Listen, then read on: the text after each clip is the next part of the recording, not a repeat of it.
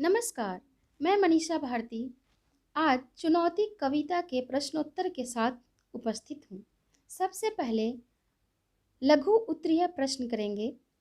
पहला प्रश्न है, कवि किसे चुनौती दे रहा है? इसका उत्तर होगा, कवि नियति को चुनौती दे रहा है। अगला प्रश्न है, कवि कल तक नियति की पूजा करता था, आज उसने उसी नियति को चुनौती क्यों दे डाला? इसका उत्तर होगा, कवि पहले भाग्य के भरोसे सब काम छोड़कर बैठा हुआ था। वह नियति को सर्वस्व मानकर उसकी पूजा करता था, परंतु आत्मज्ञान और आत्मचेतना के जागृत होने पर कवि नियति को चुनौती दे डालता है। अगला प्रश्न है, नियति के विषय में कवि कल तक क्या सोचता था? इसका उत्तर होगा, नियति के विषय में कवि कल तक सोचता था कि नियति ही सर्वस्व है। नियति के हाथ में ही मेरी सफलता और असफलता है। जीवन के सभी अरमान नियति ही पूरा करेगी।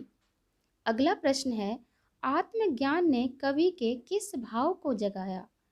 इसका उत्तर होगा, आत्मज्ञान ने कवि की आत्मचेतना और आत्मशक्ति को जगाया। उसे एहसास कराया कि भुजबल और श्रम के बल पर अपने कार्यों को सिद्ध किया जा सकता है। अगला प्रश्न है, कल कवि की मुद्रा कैसी थी? इसका उत्तर होगा, आत्मचेतना जागृत होने से पहले कवि अपना सिर नियति के सामने विनम्रता से झुकाकर मंद स्वर में कांपते होठों से नियति की चरण वंदना कर रहा था। अगला प्रश्न है, लेखनी से कवि नियति से किस मुद्रा में क्या मांग रहा था? इसका उत्तर होगा, कवि नियति से याचक बनकर भाग्य के चरणों में बैठकर आंखों में आंसू लिए सिर झुकाकर मंद स्वर में कांपते होठों से बिना परिश्रम किए ही सब कुछ पाने और किस्मत का द्वार खोलने के लिए याचना कर रहा था।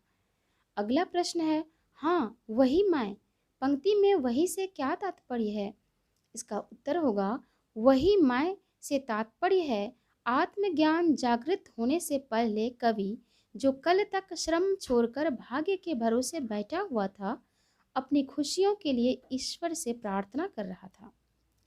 अगला प्रश्न है, क्योंकि पूजा है पराजय का विनत स्वीकार, ऐसा क्यों कहा गया है?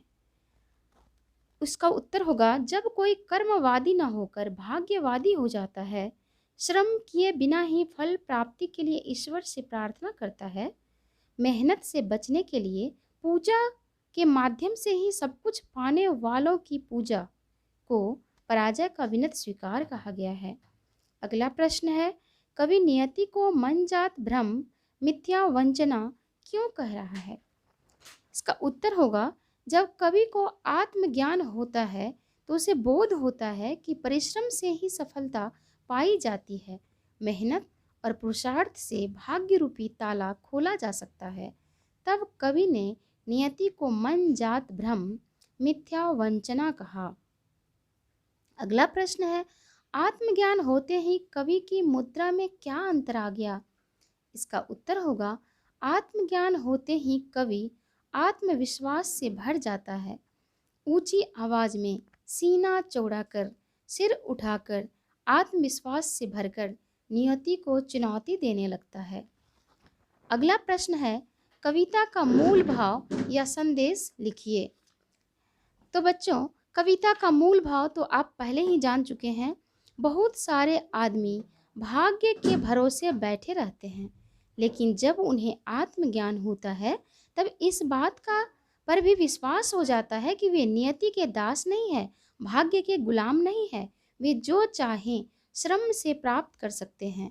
वे आत्मविश्वास से भरकर नियति को चुनौती देते हैं कि हमें तुम्हारे सामने सिर झुकाने की जरूरत नहीं है, हम श्रम से अपना काम सिद्ध कर लेंगे। तो इसी के साथ प्रश्नोत्तर समाप्त होता है। धन्यवाद।